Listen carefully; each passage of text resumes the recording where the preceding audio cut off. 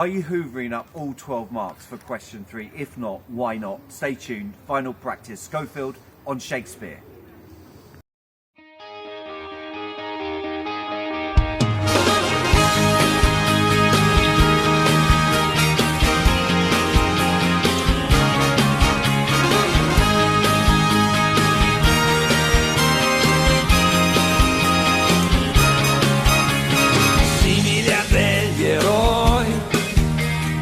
Abbiamo il cuore a strisce, portaci dove vuoi.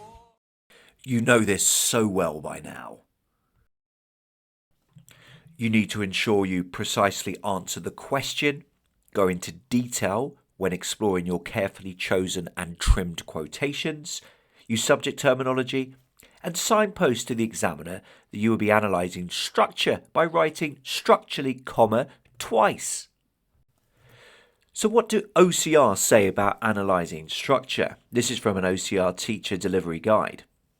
So one definition of structure is that it is any aspect or feature that is at or above sentence level, though I would prefer to say above individual word level, so as to include phrases and clauses within sentences. And when you refer to sentences, don't say long or short, but say simple, compound and complex. Here's a brief reminder of the different sentence types. With examples.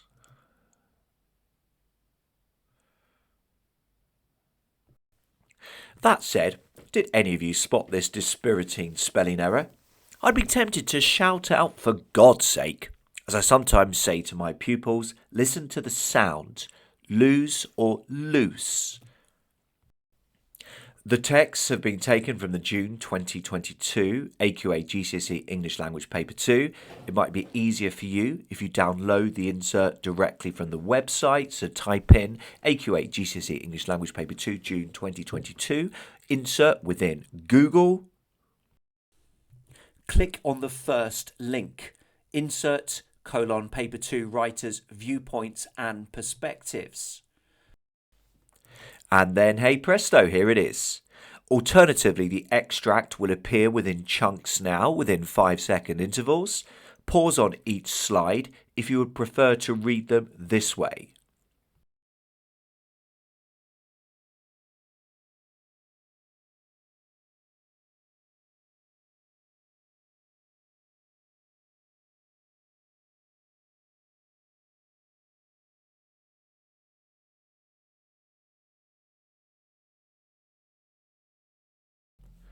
Time for the question. Look again at lines 25 to 38.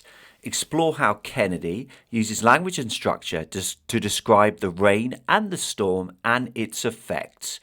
Support your ideas by referring to the text using relevant subject terminology. In the exam, you should draw a box around the lines specified from the question to make damn sure you don't reference the wrong bit.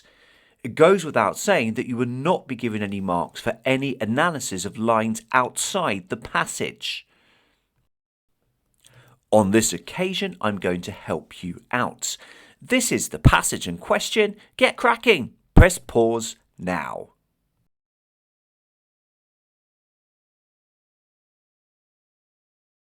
Tell me, your question 3 response was incredible. Time to compare it now to mine and think about further improvements that you might be able to make.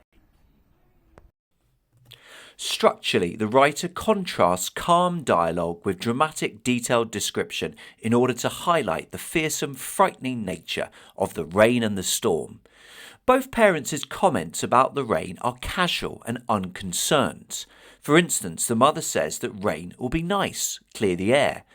The adjective nice suggests that the experience of rain will be enjoyable for the family, whilst the subsequent short sentence suggests that post-storm the atmosphere will be pleasingly refreshing.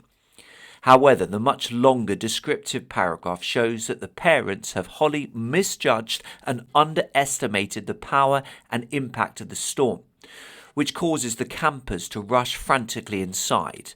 There was a squall of activity. Windows slammed shut, towels hastily gathered.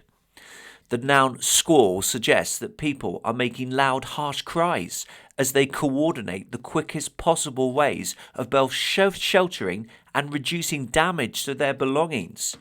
Meanwhile, the verb slammed suggests that windows are being closed quickly and forcefully to ensure that water doesn't leak inside, whilst the adverb hastily confirms the rapid instinctive movements of the campers as they grab towels, which are presumably drying outside, and bring them in.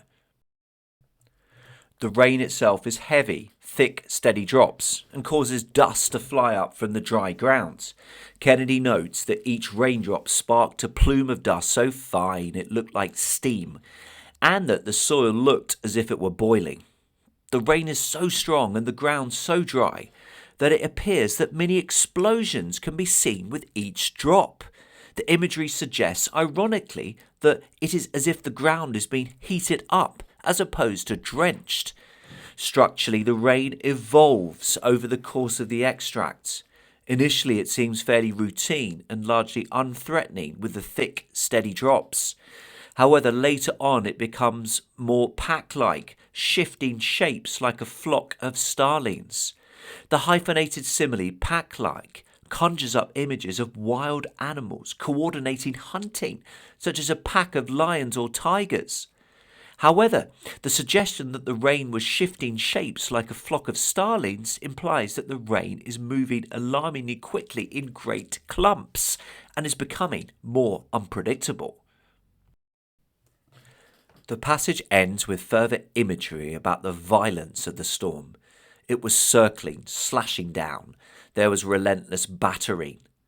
These verbs continue the imagery of the storm actively attacking the campers. Circling continues the hunting imagery of pack-like, whilst both slashing and battering confirms the extraordinary constant repeated force of the rain against the tents. The whole experience is frightening for the humans trapped inside.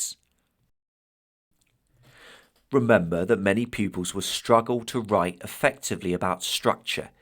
If you have a good structural point to make, as I do here, as I point out the effect of the shift from dialogue into detailed description, why not start with this and signpost it with structurally, comma. Subject terminology doesn't need to be that fancy. But don't just say the word. Say adjective, noun, verb, simile, personification, etc.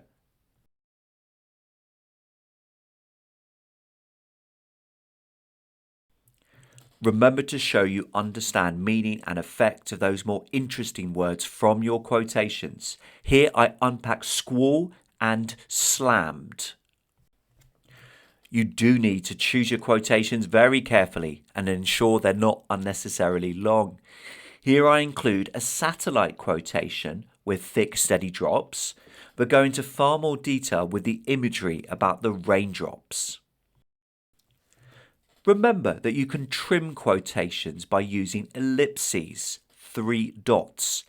If you want to tweak individual words so that they make clear grammatical sense within your sentence, put these within square brackets.